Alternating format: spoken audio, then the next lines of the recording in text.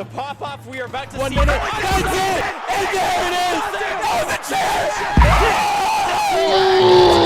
1 year ago, we made a video about Donkey Kong Country Returns HD. The price was a tough pill to swallow, but as we stated in one of our first uploads on this channel, the Switch version could have been the only version that wasn't plagued with some sort of mortal issue. The Wii had no options for the waggle controls, and as much as I love motion and gyro in games like Splatoon and Resident Evil 4, it was not a good fit for the rolling function in this game. This platformer is tough as nails and demanding of precision. Button controls were on the 3DS and there was a whole new world added to the end of the game, but that version had a lot of visual compromise, a slowed frame rate, and most important to my interests, broken co-op play. There were a bunch of jumps in the game that require the Kongs to use an enemy as a platform, so Retro designed this brilliant solution to a major oversight present in a lot of these co-op platformers. Both players could land on the same enemy so long as the timing was right. Back in 2013, I was just playing this game in the apartment with my brother, so I just shrugged it off the best I could, paid the balloon tax, and enjoyed the game for what it was. It was sort of understandable considering the 3DS's limitations in power and the whole thing running wirelessly. There was this other fabled version of the game that came out in 2019. It was the version made for the Chinese Nvidia Shield. I've yet to get my own hands on it, but it runs the Wii version at 1080p with button controls. Very nice prospect, if you live in China and have a time machine. Nintendo shut down the servers for that whole service now that the Switch is being distributed there, so you can't play this version of Returns. While all these versions are great and worth playing in their own right, we had this wide lane open for a Donkey Kong Country Returns new funky mode sort of deal. So while I have mostly abandoned playing remakes and remasters, the prospect of a button-controlled HD version of Returns that packs in the excellent Monster Games levels was an attractive one. I was all over this announcement like Donkey Kong is all over this banana. When the game finally came out, I jumped in with my brother only to find out that the 3DS co-op issue was in the new version as well. We gotta try. Oh no!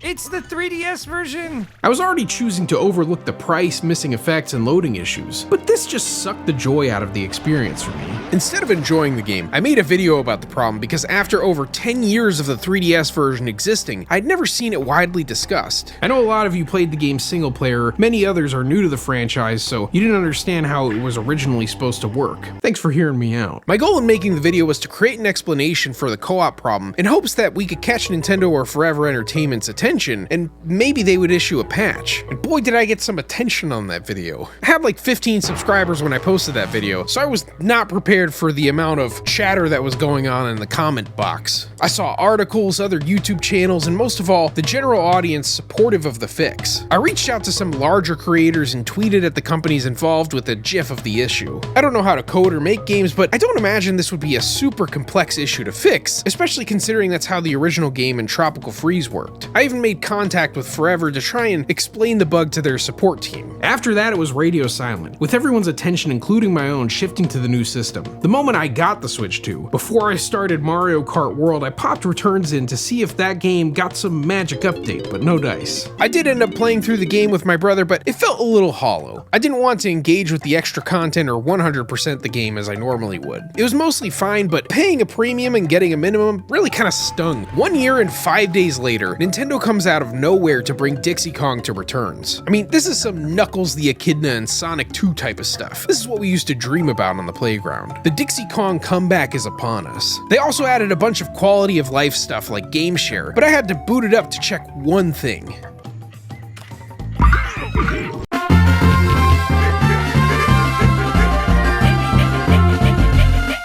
They actually fixed it. I'm gobsmacked, flabbergasted, stupefied. They really did it.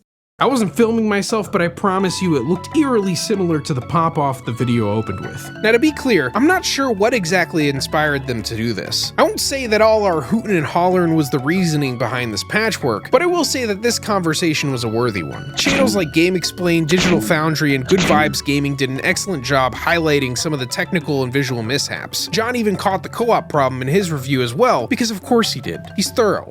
Maybe a little too thorough. Maybe it was our video, or Nintendo Life's article, or a random social media post, but somehow they heard the concerns and got to work. The game should have launched like this, but better late than never. I really do appreciate the extra work put in by the folks at Nintendo and Forever Entertainment to make this happen, especially after they already made most of their money. The new features and Dixie Kong inclusion make it all the more sweet. I'm definitely going to run a new file on this game sometime soon. I'm so glad that after all this time, this game can truly shine. Not that it was bad on the other systems or even all that bad on this one. It just had peculiar limitations on each one. There's a lot of dismissal of this game because of Tropical Freeze's existence, but I assure you this title is worth playing. The level design is crisp and challenging. There are some jagged edges that make this one more difficult, but the incredible difficulty was always part of the charm, right? The way it mixes old and new is so well executed, and the profile of this game has really been elevated lately. In late 2024 for Japan and mid 2025 for the US, Donkey Kong Country opened to the world with a presentation ripped right out of this particular game.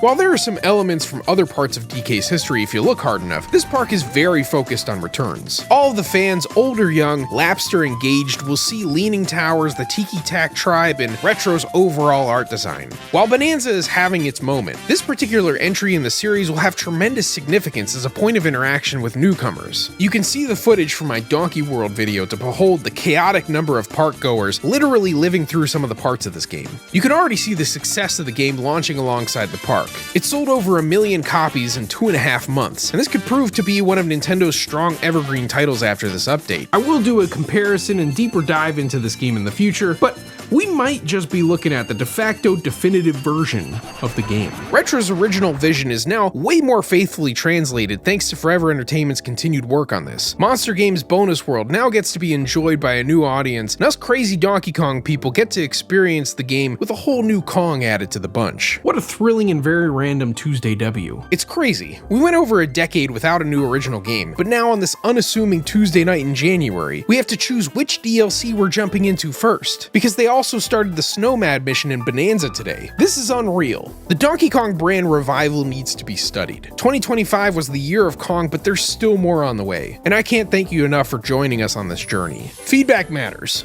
Games would not be the same without people like us advocating for what we'd like to see. From this co-op fix, to Splatoon 3's changes, to K-Rool's inclusion in Super Smash Bros., a healthy dialogue between developers and players can go pretty far. Now that we're finally here, let's look at what co-op looks like when you and your buddy lock in and the game works as Retro intended.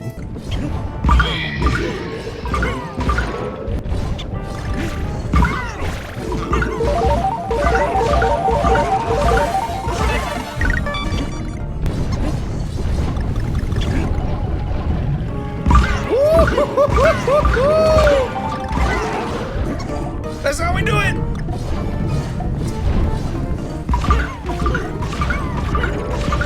Look at that. A second behind. Happy feet, combo combo, and